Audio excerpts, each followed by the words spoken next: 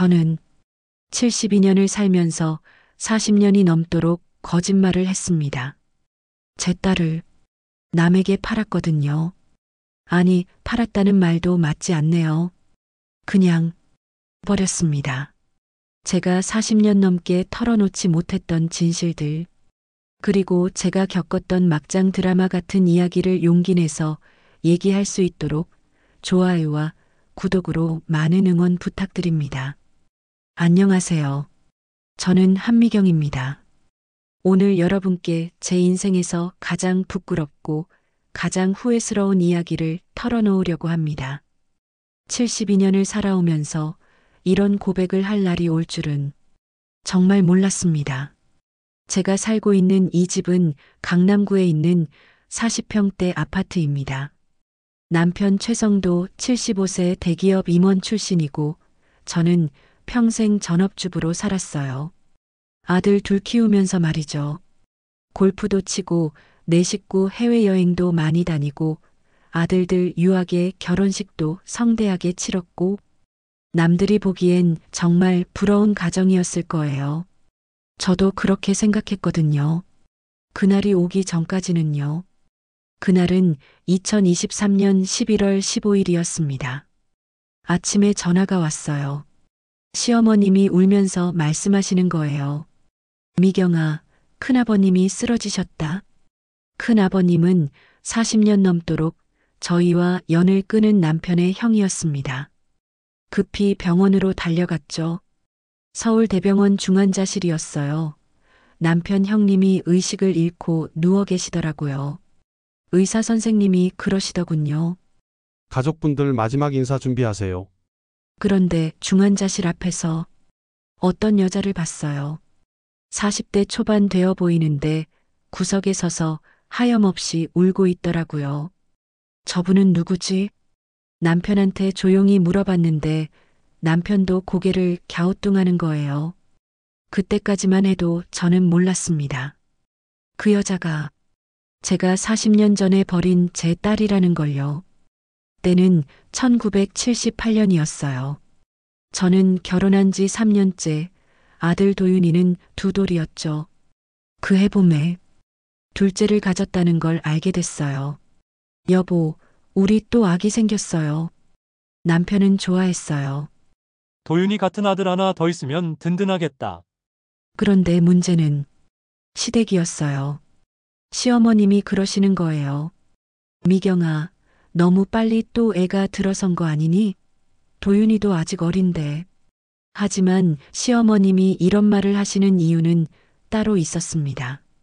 시영님, 그러니까 큰아버님 댁에서는 결혼한 지 5년이 넘도록 아이가 없으셨거든요.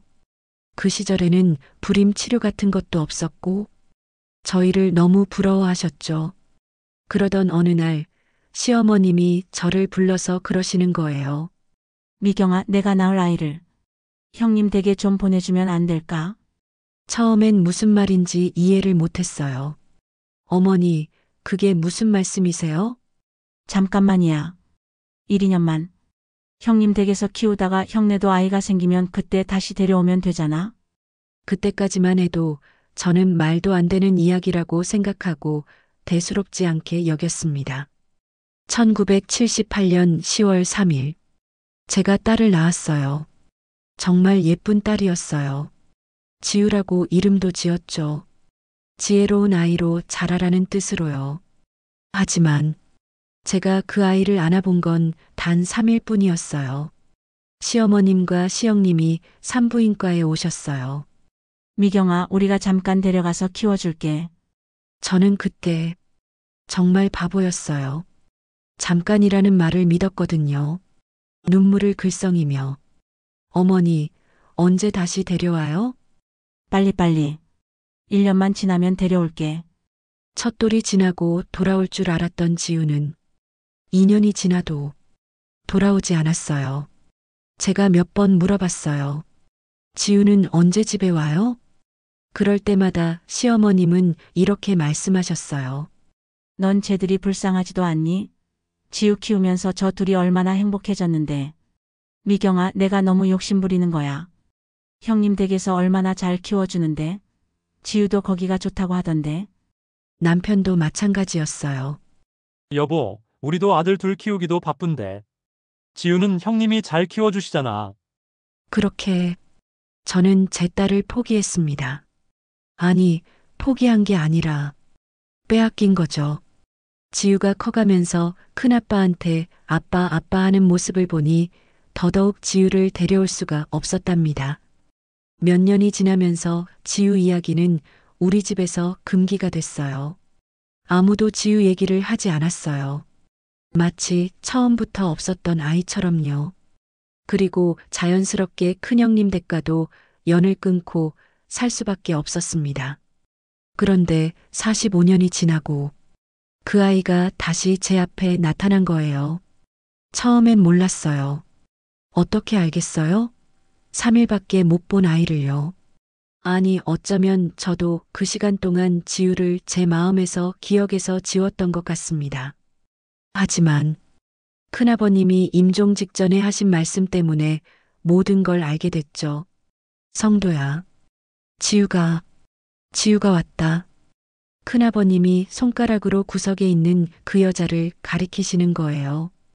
지우는 네 딸이잖아. 너무 오래 걸려서 미안하구나. 그 순간 저는 정말 하늘이 무너지는 것 같았어요. 45년 동안 큰아버님 딸로 자란 지우가 실은 제 딸이라는 걸 모든 사람 앞에서 털어놓으신 거거든요. 지우도 그제야 알게 된 거예요. 자신의 진짜 엄마가 누군지를요. 지우가 저에게 다가왔어요. 아, 아줌마가 제 엄마세요? 저는 대답할 수가 없었어요. 목구멍이 막힌 것처럼요. 지우가 다시 물었어요. 저는 팔려간 건가요? 아니면 버려진 건가요? 우리들의 존재도 모르고 자라온 지우는 나를 작은 엄마도 아닌 아줌마라고 부르고 있었어요.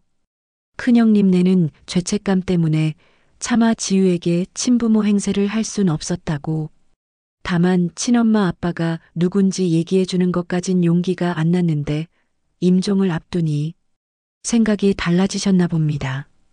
그때 제 옆에 있던 아들 도윤이가 소리쳤어요.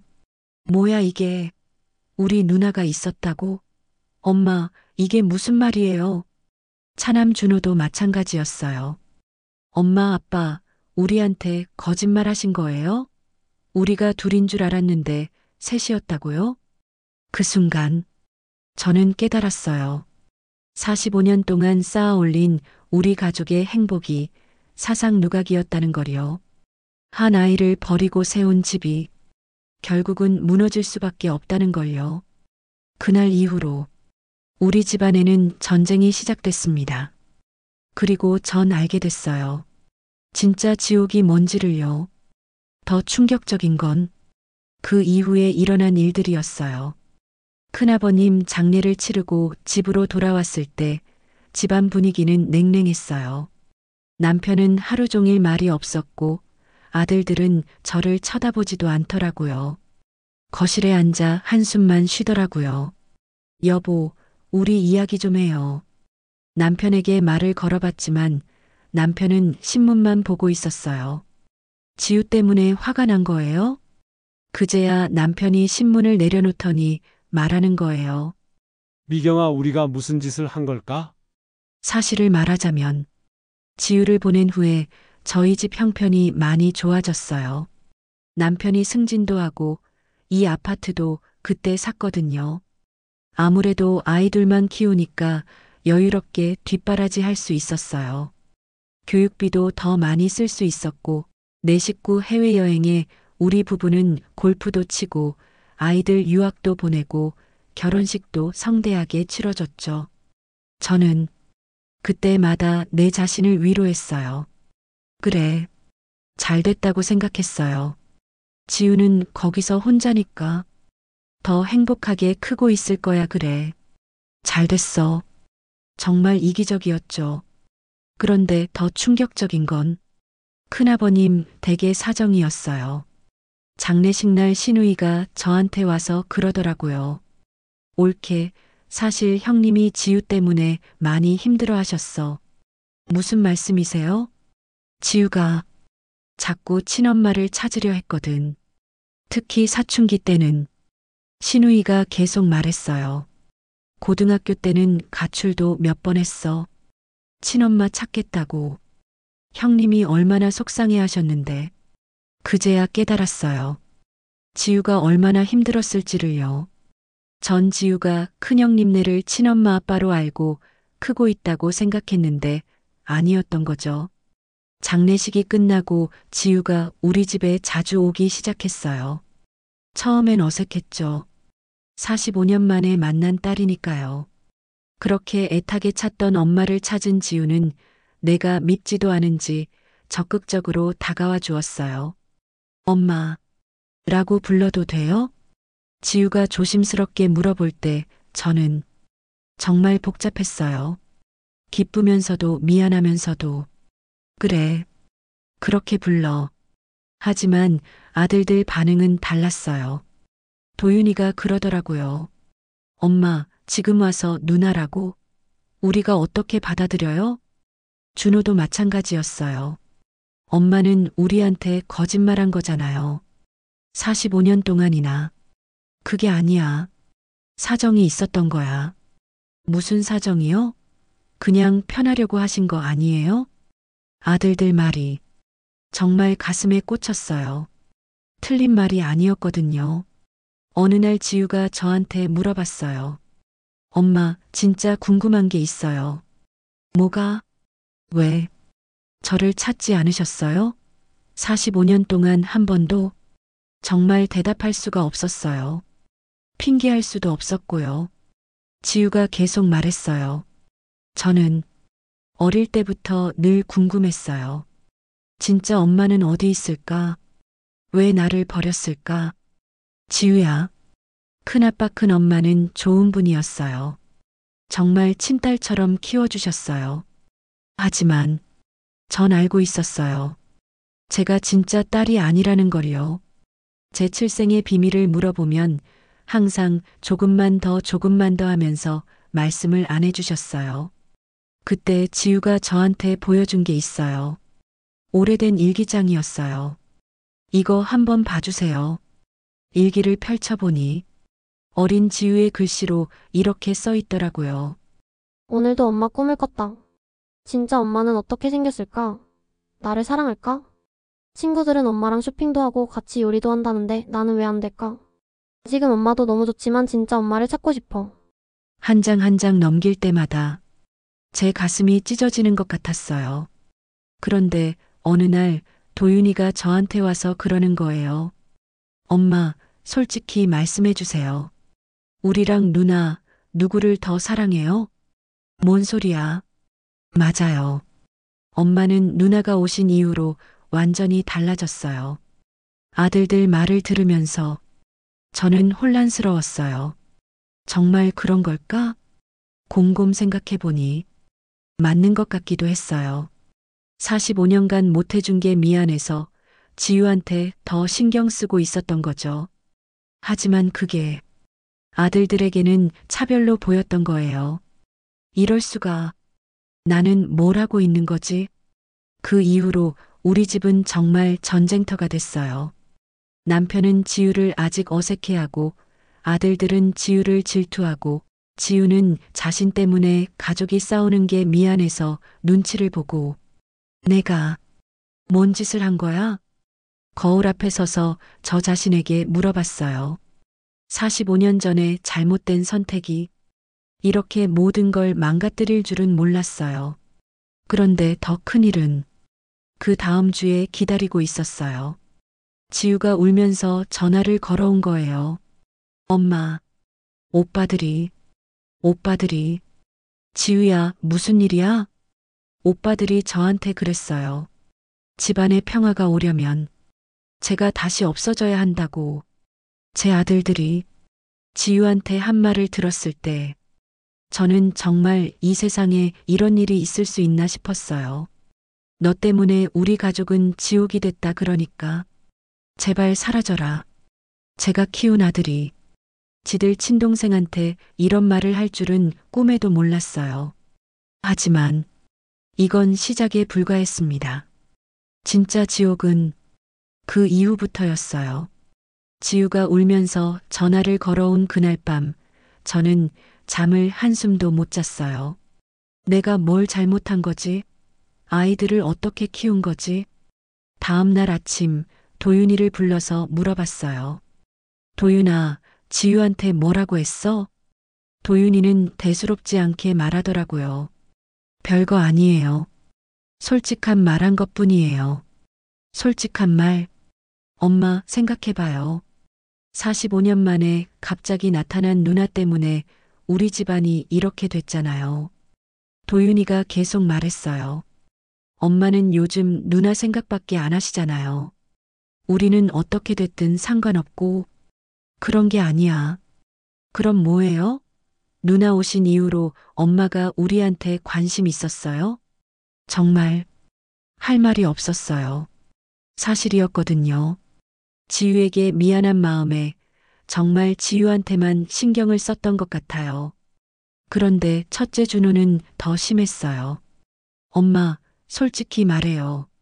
지유제 재산 상속도 받을 거예요? 뭔 소리야? 아버지 재산 말이에요. 혹시 우리 몫까지 재량 나눠 가져가는 건 아니죠? 준호야, 너 지금 뭔 말을 하는 거니? 현실적으로 생각해봐요. 지유가 45년간 큰아버지 딸로 살았으면 큰아버지 재산을 상속받았을 거 아니에요? 근데 이제 와서 우리 아빠 자식이라고 하면 나중에 아버지 재산도 상속받게 되는 거 아니에요? 그제야 깨달았어요. 애들이 돈 때문에 그러는구나. 며칠 후에 더 충격적인 일이 일어났어요. 지유가 집에 왔는데 얼굴에 멍이 들어 있더라고요. 지유야, 얼굴이 왜 이래? 아니에요. 넘어졌어요. 하지만 저는 알 수 있었어요. 맞은 거라는 걸요. 지유야, 누가 그랬어? 솔직히 말해봐. 지유가 한참을 망설이다가 말하더라고요. 도윤이가 속상했는지 술을 많이 먹고 찾아와서 집안에 사탕 치마 씌우지 말라고 하길래 처음으로 저도 화가 나서 쏟아냈더니 그날 밤 도윤이 집에 오자마자 저는 소리쳤어요. 도윤아, 내가 지유 때렸어? 엄마, 그게 아니라. 그게 아니긴 뭐가 아니야. 누나를 때려. 도윤이가 갑자기 소리를 지르더라고요. 누나? 누나라고요? 엄마, 정신 차려요. 뭐라고? 45년 동안 남남으로 살던 사람이 갑자기 와서 누나래요? 우리가 받아들여야 해요? 도윤이의 말이 계속됐어요. 엄마, 현실을 봐요. 우리는 이영재로 45년을 살았어요. 갑자기 삼남매가 될 수는 없다고요. 도윤아. 그리고 솔직히 말하면 누나 때문에 우리 집안 분위기 완전히 망가졌잖아요. 남편도 거들더라고요. 미경아, 도윤이 말도 일리가 있어? 배신감에 휩싸였어요. 당신까지 그래요? 지유가 우리 자식은 맞지만 나에겐 준호 도윤이가 아무래도 우선이야. 그날 밤 지유가 또 전화를 걸어왔어요. 엄마, 저 그냥 미국으로 돌아갈게요. 지유야, 무슨 말이야? 오빠들 말이 맞는 것 같아요. 제가 있으면 가족이 불편하시잖아요. 지유야, 그런 말 하지 마. 엄마 45년 동안 저 없이도 잘 사셨잖아요. 앞으로도 그렇게 사세요. 지유야. 전화가 끊어졌어요. 그 이후로 지유는 연락이 안 됐어요. 핸드폰도 꺼져 있고 집에도 없고 저는 미치겠더라고요. 45년 만에 찾은 딸을 또 잃어버릴 순 없었어요. 하지만 남편과 아들들은 오히려 좋아하더라고요. 이제야 집안이 조용해지겠네. 준호가 그러더라고요. 그 말을 듣는 순간 저는 깨달았어요. 아, 내가 이런 사람들과 함께 살고 있구나. 며칠 후 지유를 찾다가 우연히 알게 된 사실이 있어요. 지유가 미국으로 돌아간 게 아니라 작은 고시원에서 혼자 살고 있더라고요. 왜? 45년간 키워주셨는데 상속받은 돈은 어쩌고? 왜 여기서 이러고 있어? 지우가 씁쓸하게 웃으며 말했어요. 엄마, 전 그 돈을 받을 수가 없어요.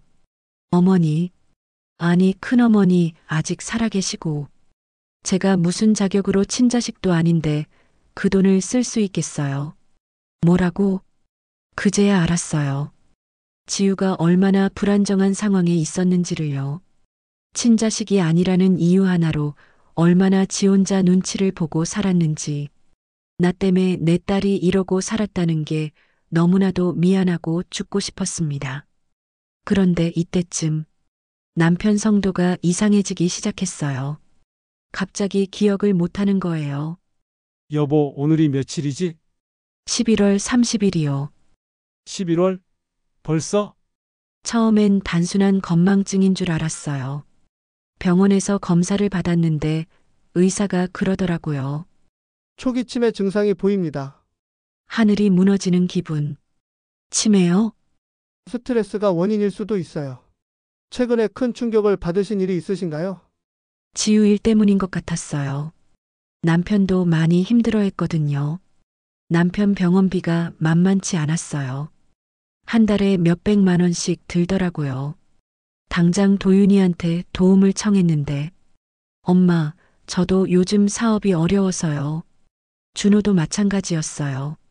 저도 아이들 교육비 때문에 빠듯해요. 씁쓸한 웃음. 45년간 뒷바라지해준 아들들이 정작 필요할 때는 없더라고요. 그런데 지우는 달랐어요. 어느 날 지우가 봉투를 들고 왔어요. 엄마, 이거 받으세요. 뭔데? 아빠 병원비요. 제가 결혼하려고 모아놨던 돈이에요. 얼마 안 되지만. 눈물이 났어요. 지우야, 너도 많이 힘들 텐데. 이건 너 결혼할 때 써. 괜찮아요. 아빠가 더 중요하죠. 그리고 사실 전 결혼은 못할 것 같아요. 자식 낳기가 두려워요. 그 순간 저는 알았어요. 내가 애지중지 끼고 키웠다고 해서 다 내 자식은 아니구나. 어느 날 밤 남편이 갑자기 쓰러졌어요. 여보, 여보. 119에 신고하고 아들들한테 연락했는데 엄마, 저 지금 회사 야근이라서 저도 아이 학원 픽업 때문에 아들들이 부모를 이런 식으로 대하니 며느리들도 한 번을 나타나지도 않더군요. 아빠 잘 나갈 때는 손주들 교육비에 아들들 사업 자금까지 다 도와줬는데 결국 지우만 병원에 왔어요. 엄마 괜찮아요? 지우가 밤새 간병을 도와줬어요. 그날 밤 병원에서 저는 깊이 생각했어요. 내가 45년간 뭘 한 거지? 진짜 사랑을 주는 건 지우였는데 저는 그 사랑을 거부했어요. 가짜 효도만 받고 있었던 거죠. 눈물을 닦으며 지우야, 네 엄마. 미안해. 정말 미안해. 하지만 이건 정말 시작에 불과했어요. 며칠 후에 일어난 일은 정말 상상도 못한 일이었거든요. 아들들이 제게 제안한 것은 정말 충격적이었어요. 엄마, 아빠를 요양원에 보내는 게 어때요? 과연 저는 어떤 선택을 했을까요? 남편을 요양원에 보내자는 아들들의 제안을 들었을 때 저는 처음엔 거부했어요. 안 돼. 아빠를 어떻게 요양원에 보내? 도윤이가 설득하더라고요. 엄마, 현실적으로 생각해봐요. 엄마 혼자서 치매 환자 돌보기 힘들잖아요. 준호도 거들었어요. 맞아요. 요즘 요양원 시설 좋아졌어요. 최고급 실버타운 같은 곳으로 모시면 되죠. 남편과 첫 만난 날이 생각났어요. 1975년 봄이었죠. 미경아, 나랑 결혼해 줄래? 성도가 무릎 꿇고 프러포즈하던 모습. 당신과 함께라면 어떤 어려움도 이겨낼 수 있을 것 같아요. 그때 제가 한 말이었어요. 47년을 함께 산 남편을 이렇게 보낼 수는 없었어요. 하지만 아들들은 계속 압박했어요. 엄마, 병원비도 엄청 들고, 엄마 건강도 걱정돼요. 우리가 최고급 요양원 알아봤어요. 한 달에 300만 원인데 우리가 절반씩 낼게요. 잠시 망설이다. 정말 그럴까? 정말 좋은 곳일까? 그런 곳이 있어? 300만 원에? 네, 강남에 있는 프리미엄 실버타운이에요. 가서 한번 보세요. 다음 날 도윤이가 저를 데리고 간 곳은 정말 좋아 보이는 실버타운이었어요. 깨끗한 로비, 친절한 직원들, 넓은 개인실. 어떠세요? 여기라면 아버지도 편하게 지내실 것 같죠? 상담실장이 설명해 줬어요. 24시간 간병 서비스, 의료진 상주, 고급 식단이 제공됩니다. 정말 좋네. 여기라면. 그런데 이상한 점이 있었어요. 입원 서류는 왜 다른 곳 주소로 돼 있어요? 아, 그건 분원이에요. 시설은 똑같아요. 입원 당일 도윤이가 제게 말했어요. 엄마, 오늘은 저희가 아버지 모셔다 드릴게요. 엄마는 집에서 쉬세요. 내가 같이 가면 안 돼?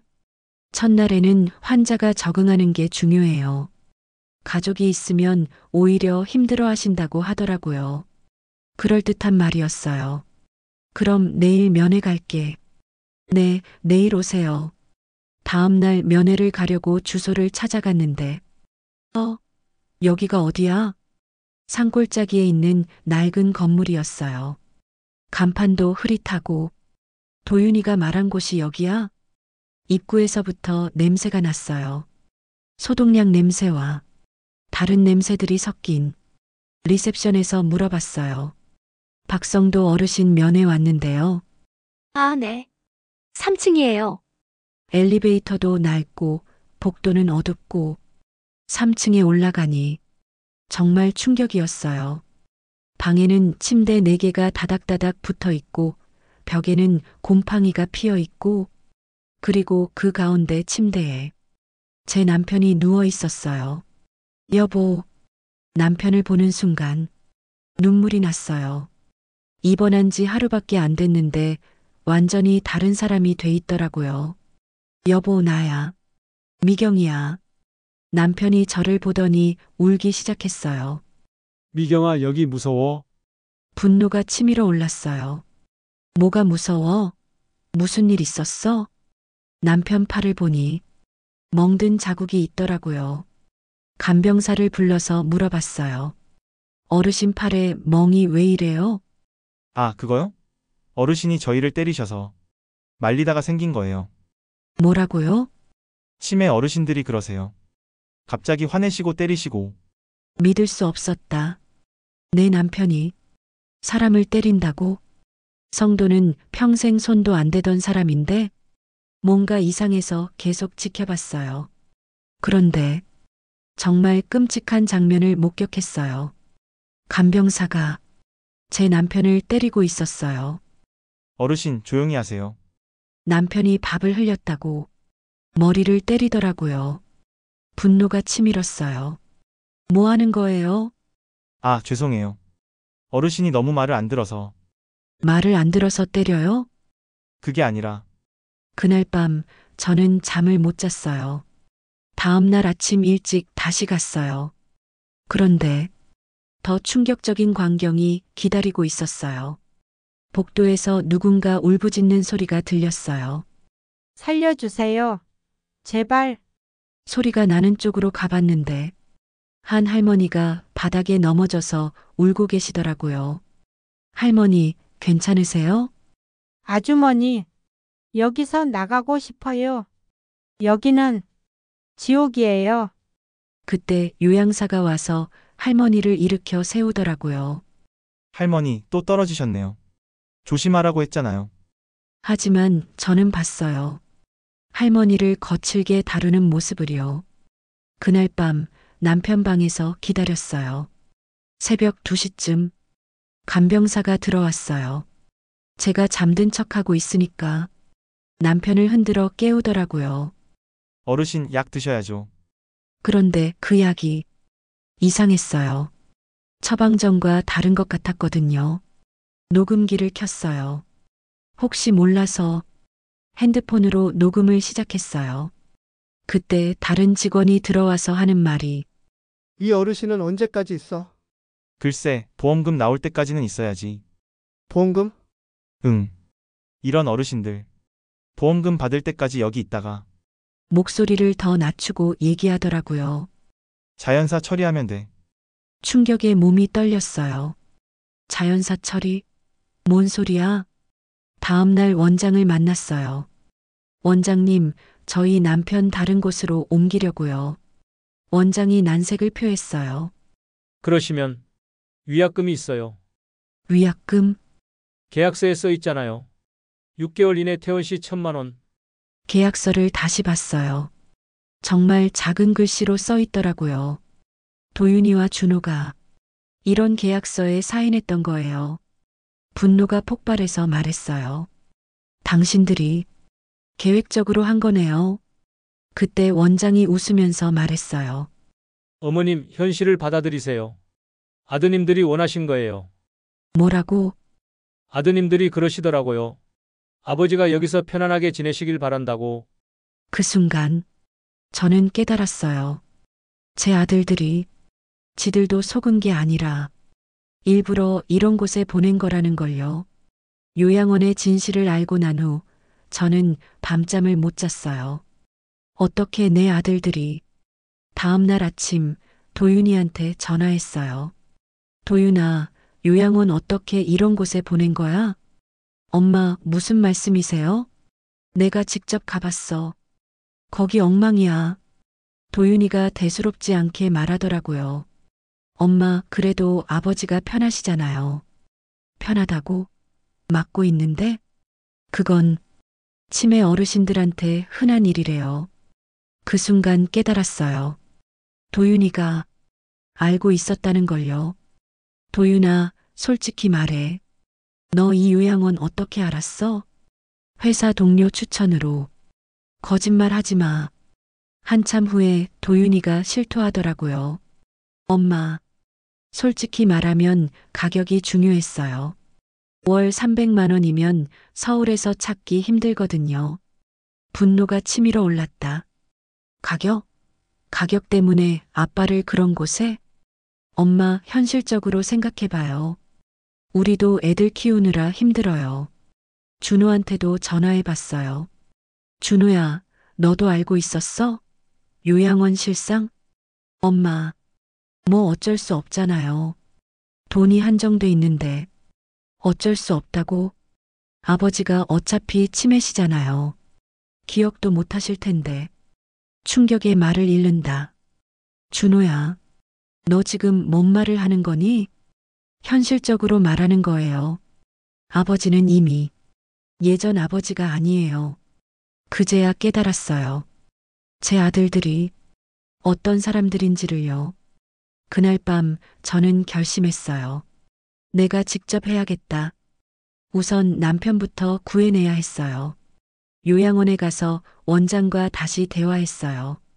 원장님, 저희 남편 정말 다른 곳으로 옮기고 싶어요. 그러시면 위약금. 알겠어요. 위약금도 낼게요. 원장이 의외라는 표정을 짓더라고요. 정말요? 1,000만 원인데. 네. 대신 조건이 있어요. 무슨 조건이요? 제가 직접 간병을 해보고 싶어요. 한 일주일만요. 그건 규정상 어려운데. 제가 간병사 자격증 있어요. 사실 거짓말이었어요.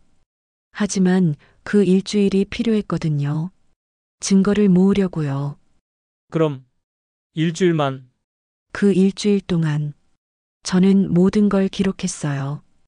핸드폰으로 동영상도 찍고 녹음도 하고 간병사들이 환자들을 때리는 장면, 약을 바꿔치기 하는 장면, 보험금 이야기하는 것까지 정말 상상도 못한 일들이 벌어지고 있었어요.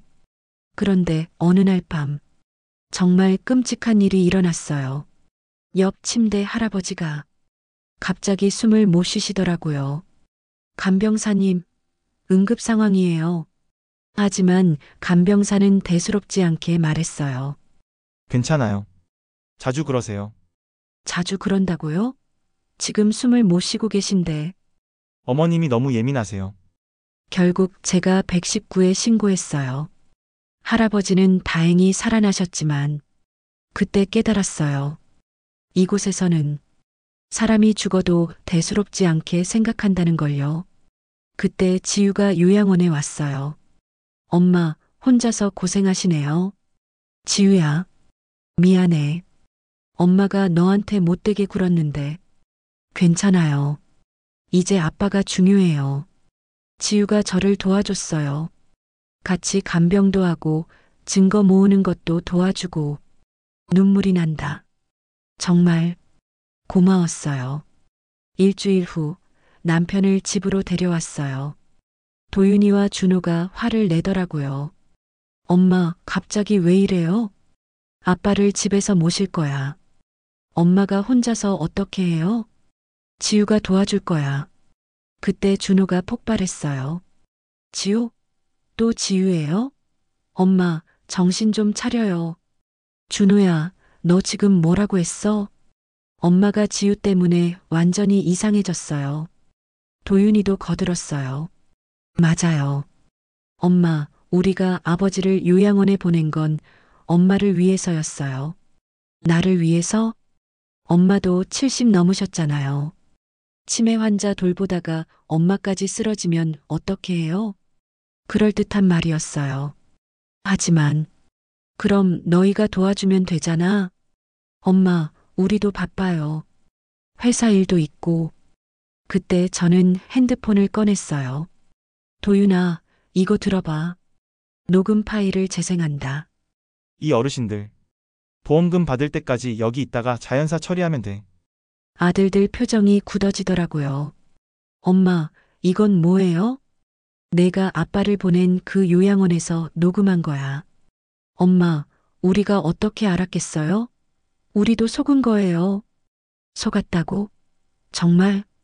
준호가 당황하며 말했어요. 정말이에요. 우리도 몰랐어요. 하지만 저는 이미 알고 있었어요. 지유가 조사해준 결과를 말이에요. 준호야, 그럼 이건 뭐야?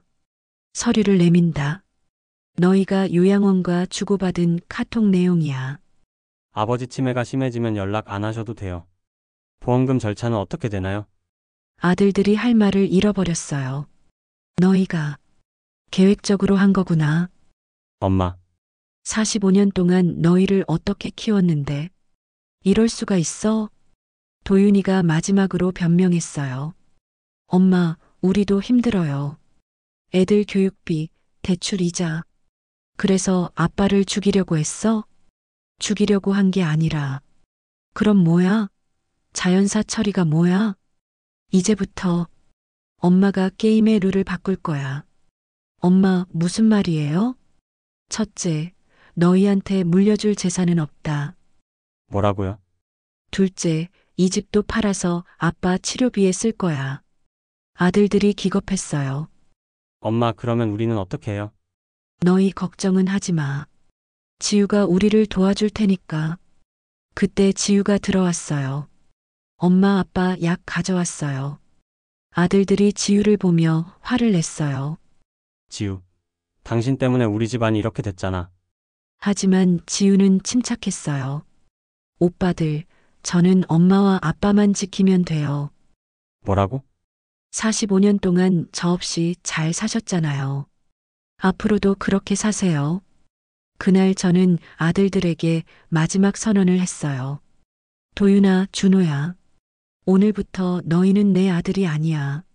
엄마, 대신 지유가 내 딸이야. 진짜 딸이고. 아들들이 울면서 매달렸어요. 엄마 미안해요. 다시는 안 그럴게요. 하지만 저는 마음을 굳혔어요. 늦었어. 너희가 아빠한테 한 짓을 생각하면 용서할 수 없어. 남편을 집으로 데려온 후 한 달 정도는 평온했어요.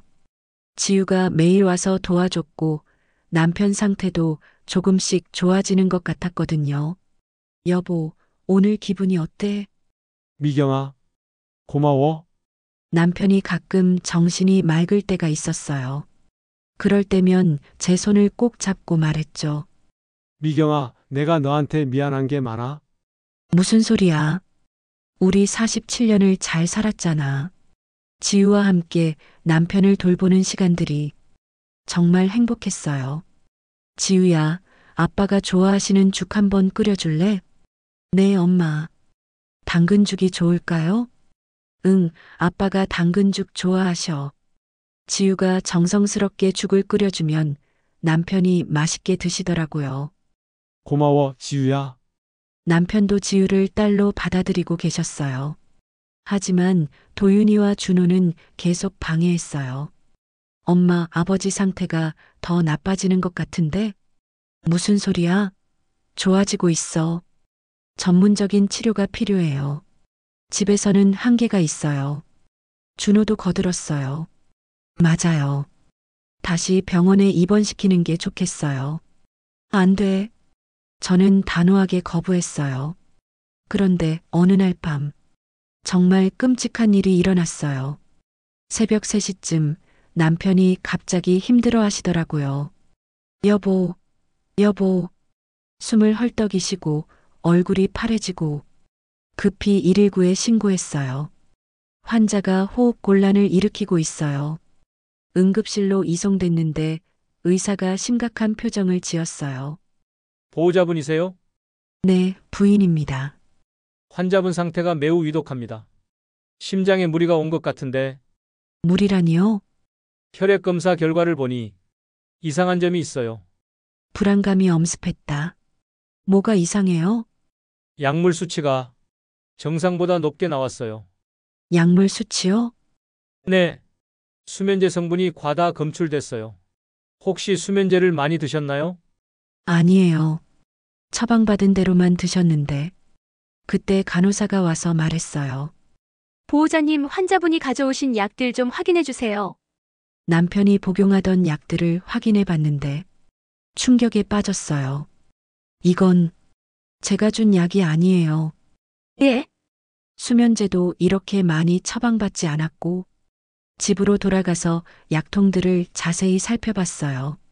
그런데 정말 이상한 점들이 많았어요. 약통은 같은데 안에 든 약이 다른 거예요. 이게 뭐지? 지우에게 전화했어요. 지우야, 아빠 약 혹시 바뀐 것 같아. 엄마, 제가 가서 확인해 볼게요. 지우가 와서 약들을 확인해 보더니 엄마, 이거 완전히 다른 약이에요. 뭐라고? 아빠가 먹으시면 안 되는 약들이에요. 특히 이 수면제는. 지우가 인터넷으로 검색해 보더니 얼굴이 굳어졌어요. 엄마, 이 약을 치매 환자가 과다 복용하면 위험해요. 분노가 치밀어 올랐다. 누가 바꾼 거야? 그때 문득 생각났어요. 며칠 전에 도윤이가 와서 엄마, 아버지 약 제가 정리해 드릴게요. 도윤이한테 전화했어요. 도윤아, 아빠 약 내가 바꿨어? 엄마, 무슨 소리예요? 아빠가 응급실에 실려갔어. 뭐라고요? 약물 과다로. 도윤이가 당황하는 게 느껴졌어요. 엄마, 저는 정말 모르겠어요. 거짓말 하지 마. 남편은 3일 동안 중환자실에 있었어요. 저와 지우가 밤낮으로 지켰죠. 마지막 날, 남편이 잠깐 의식을 찾으셨어요. 미경아, 여보, 나야. 고마웠다. 지우도 고마워. 눈물이 난다. 여보, 곧 나아질 거야. 미경아, 도윤이하고 준호 왜? 용서해줘. 그게 남편의 마지막 말이었어요. 남편이 돌아가신 후 장례 준비를 하는데 도윤이와 준호가 와서 그러더라고요. 엄마, 아버지 보험금 절차 어떻게 할까요? 보험금? 네. 아버지가 가입하신 보험이 꽤 돼요. 그때 저는 깨달았어요. 얘들이 정말로 아버지 보험금을 노리고 있었다는 걸요. 분노가 폭발했다. 너희가 정말로 그런 거구나. 그날 밤 저는 결심했어요. 지우와 함께 모든 증거를 정리했어요. 바뀐 약들의 사진, 아들들과 요양원의 카톡 대화, 요양원에서 녹음한 파일들, 병원 진단서. 지우야, 이제 시작이야. 엄마, 정말 하실 거예요? 응. 아빠를 위해서, 그리고 나를 위해서. 다음 날, 저는 경찰서에 갔어요. 신고하러 왔습니다. 어떤 신고인가요? 살인 미수. 아니, 살인 신고입니다. 경찰관이 놀라더라고요. 살인이라고요? 제 남편을 죽인 사람들이 있어요. 모든 증거를 내밀었다. 경찰 신고와 동시에 언론에도 제보했어요. 기자님, 특종감 있어요. 어떤 특종인가요? 요양원 비리하고 자식들의 부모 살해 음모요. 기자가 관심을 보이더라고요. 자세한 이야기 들려주세요. 모든 걸 털어놨다. 며칠 후 남편 장례식 날이 됐어요. 조문객들이 오기 시작했는데 갑자기 기자들이 몰려왔어요. 한미경 여사님, 인터뷰 좀 해주세요. 도윤이와 준호가 당황했어요. 엄마, 기자들이 왜? 저는 조용히 말했어요. 오늘 모든 걸 밝힐 거야. 남편의 장례식장에서 저는 모든 진실을 폭로했습니다. 그리고 그날 정의가 승리하기 시작했어요. 그날 아침 장례식장은 조용했어요. 남편의 영정사진 앞에 서서 마지막 인사를 드렸죠. 여보, 미안해. 이제라도 진실을 밝힐게. 도윤이와 준호는 조문객들 맞이하느라 바빴어요. 고맙습니다. 아버지가 편안히 가셨어요. 하지만 저는 알고 있었어요. 편안하지 않았다는 걸요. 오전 10시쯤 갑자기 기자들이 몰려왔어요. 도윤이가 당황했어요. 여기 장례식장인데 뭐 하시는 거예요? 기자가 명함을 내밀었어요. 기자가 도윤이에게 물어봤어요. 도윤이가 얼굴이 하얘졌어요. 뭔 소리예요? 준비하고 있던 준호도 기자들에게 둘러싸였어요. 조문객들이 웅성거리기 시작했어요. 그때 저는 앞으로 나갔어요. 제가 모든 걸 설명하겠습니다. 마이크를 잡고 조문객들 앞에 섰어요. 안녕하세요. 고인의 부인 한미경입니다. 모든 사람들이 저를 바라봤어요. 오늘 여러분께 정말 어려운 이야기를 해야겠어요. 목소리가 떨렸지만 계속했다. 제 남편은 자연사하지 않았습니다. 장례식장이 조용해졌어요. 제 아들들이 아버지를 고의로 열악한 요양원에 보냈어요. 도윤이가 소리쳤어요. 엄마, 뭐 하시는 거예요? 도윤아, 이제 그만해. 모든 걸 밝힐 거야. 서류를 꺼내든다. 이게 증거예요. 여러분 보세요. 요양원과의 카톡 대화 캡처, 자연사 처리하면 된다는 녹음 파일, 바뀐 약물들의 사진. 조문객들이 충격에 빠졌어요. 남편 직장 동료분이 그러시더라고요. 성도영이 그렇게 아들들을 자랑하셨는데 눈물이 났다. 네. 저도 그렇게 생각했어요. 그때까지는요. 그때 준호가 앞으로 나와서 소리쳤어요. 엄마, 그만하세요. 여기가 어디라고. 준호야, 내가 그만해. 엄마가 미쳤어요. 아버지 장례식에서 이런 걸. 하지만 저는 멈추지 않았어요. 여러분, 들어보세요. 이게 제 아들이 한 말이에요. 녹음 파일을 재생했다. 그리고 더 충격적인 건 또 다른 서류를 꺼냈다.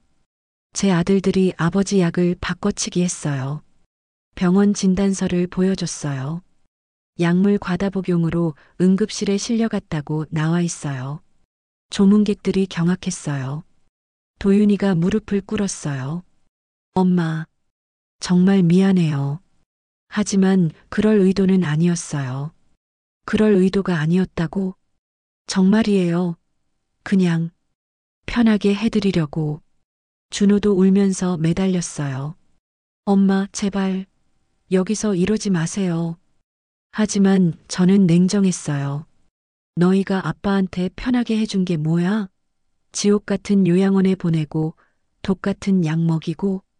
그때 지유가 나타났어요. 엄마, 괜찮으세요? 조문객들이 지유를 보며 수군거렸어요. 저분은 누구지? 딸이래. 딸?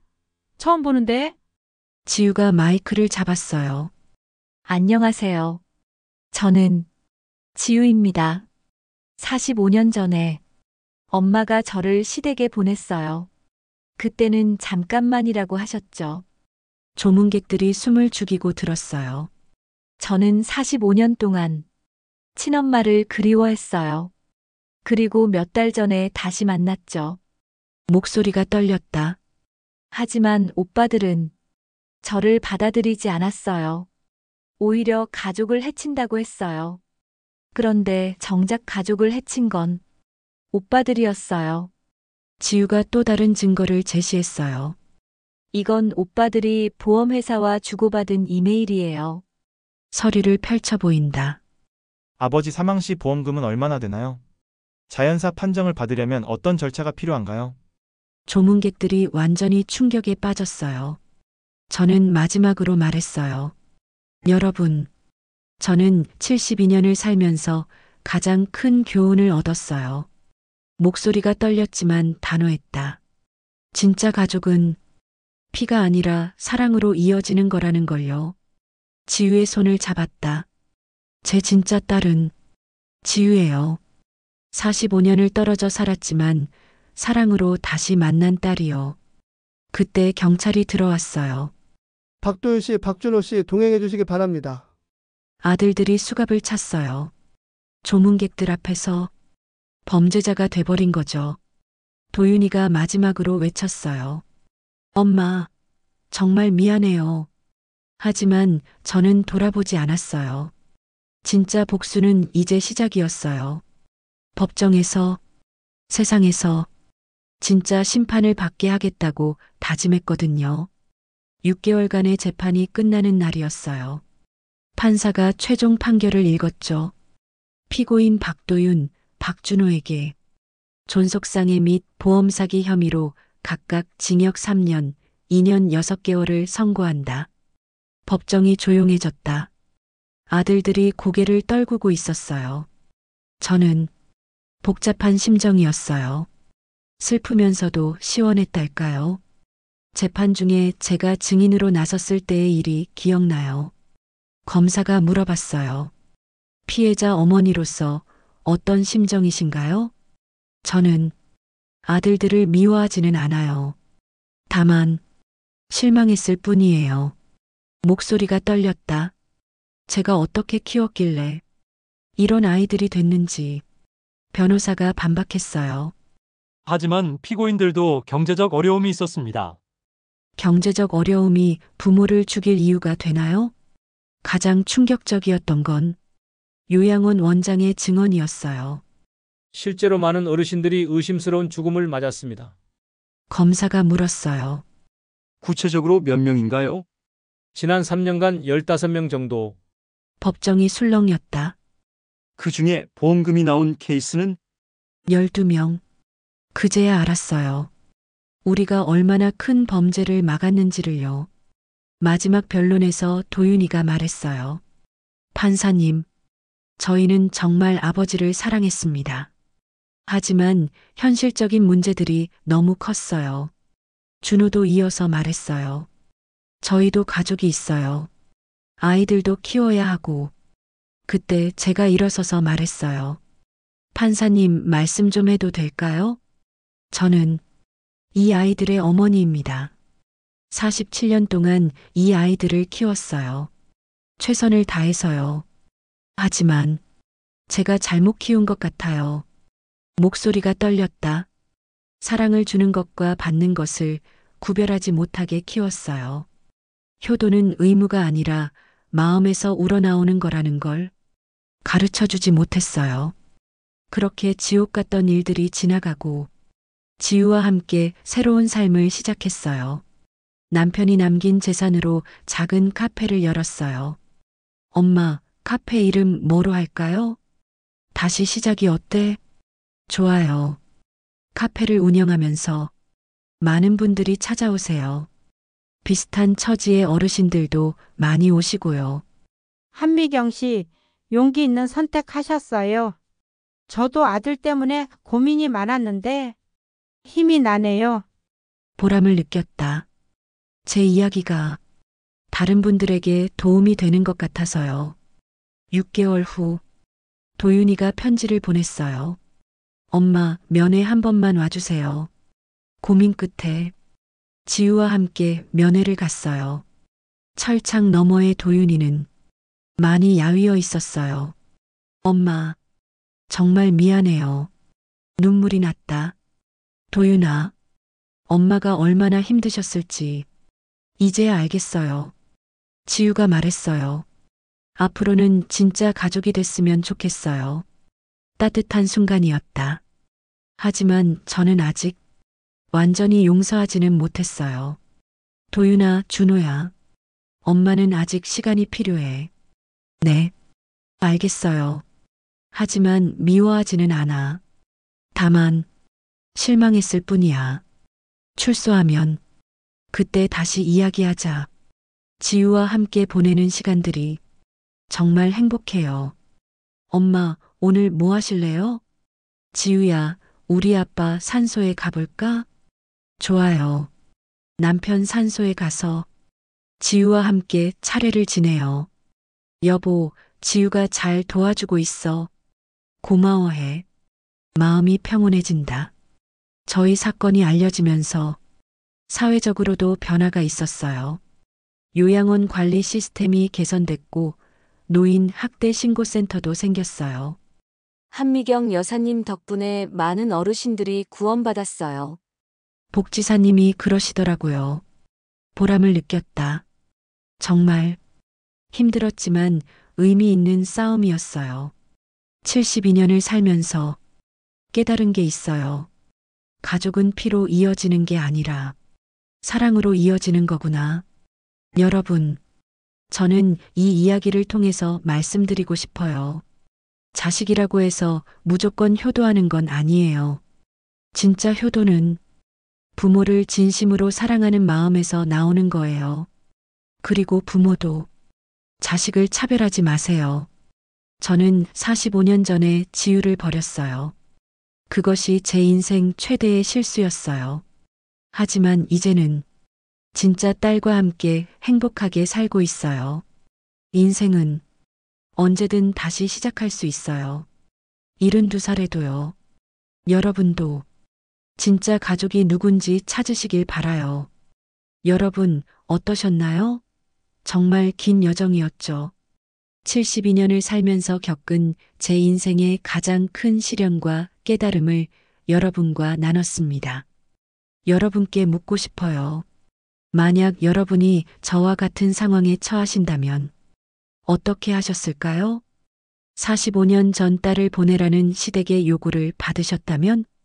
자식들이 배신했다는 걸 알게 되셨다면? 남편이 위험에 처했을 때 어떤 선택을 하셨을까요? 댓글로 여러분의 생각을 들려주세요. 그리고 주변에 비슷한 경험이 있으신 분들의 이야기도 나눠주시면 감사하겠어요. 이 영상이 도움이 되셨다면 좋아요와 구독 꼭 눌러주세요. 여러분의 응원이 있어야 더 좋은 이야기들을 계속 들려드릴 수 있어요. 알림 설정도 꼭 해주시고요. 그럼 다음 영상에서 또 뵙겠습니다. 모든 분들이 진짜 가족의 사랑을 느끼며 행복하게 사시길 바라요. 안녕히 계세요.